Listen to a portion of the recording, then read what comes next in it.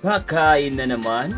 Yes! Dahil gutom na gutom tayo, napasugod nga tayo guys dito sa BGC Passion Fest present by the Global Fusion Block at merong nagaganap dito na 2 days food bazaar. So November 25-26, dito lamang yan guys sa BHS Central 5th Avenue dito sa BGC. So meron tayong over 50 food, beverage, and lifetime partners dito sa BGC. At ayun na nga guys, nagsimula na ang BGC Passion Fest Parade dito. Kasunod ng banda, isang kulay pulang trend. Kasunod neto, yung mga tao na nagre-represent dun sa food store nila.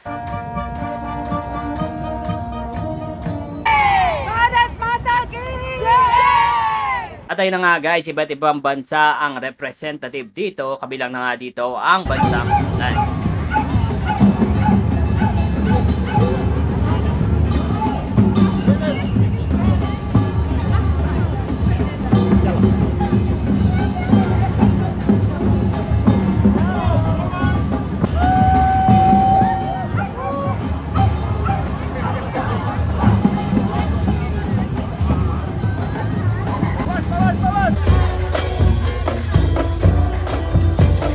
At ayun na nga guys, after ng mga ilang minutong pagpaparada is nakarating na nga sa finish line ng parade. Once again for Polish Investment and Trade Agency.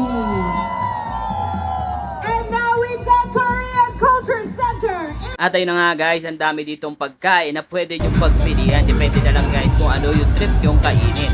Meron din sila dito mga pre-taste na mga pagkain. If ever na hindi mo pa natatry, pwede mo muna tikman bago ka bumili. Meron silang lemon, cookies, ayan, at meron din silang truffle chips dito, ayan, may pre-taste yan, syempre titikman natin yan. Actually, ang daming food dito guys, napakadaming pagpipilian dito guys, kaya yan, lahat yan, tinikman natin guys, isa-isa. Pero pinaka nag-focus tayo guys, dito sa booth ng Poland. So dito nga sa Poland corner guys, makikita mo yung mga product nila kagaya ng Happy Born, Sante, Hana, at marami pang iba.